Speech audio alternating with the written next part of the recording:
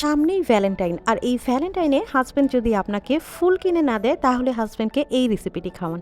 এই রেসিপিটি খাওয়ালে হাজব্যান্ড ফুল কেন, ফুলের পুরো গোষ্ঠী সহ আপনার জন্য নিয়ে আসবে। এই রেসিপিটি মূলত কাঁচামরিচের ভাজি, আর এই কাঁচামরিচের ভাজি দেখতে যতটাই ভয়ঙ্কর ততটাই খেতে মজা। কাঁচামরিচের ভাজি হলেও এই ভাজিটি একদমই ঝাল হয় না, হালকা ঝাল লাগে আর খেতেও অসম্ভব মজা লাগে। তো চলুন রেসিপিটি দেখে নেওয়া যাক।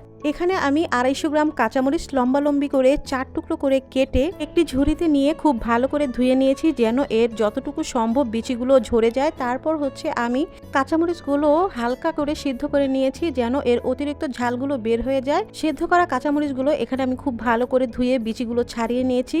আর এইখানে একটি কড়াইতে আমি পরিমাণ মতো তেল দিয়ে 1 কাপ পরিমাণ পেঁয়াজ কুচি দিয়ে খুব ভালো করে ভেজে নিয়েছি।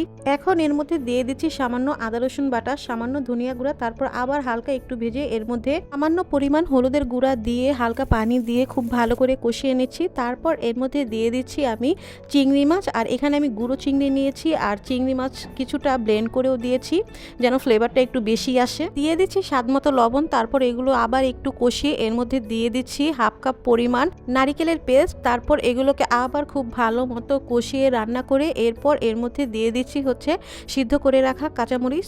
আর এখন সব একসাথে নেড়ে চেড়ে কিছুক্ষণ রান্না করে নামিয়ে নিলেই তৈরি হয়ে যাবে কাঁচামরিচের অসম্ভব মজার এই রেসিপিটি।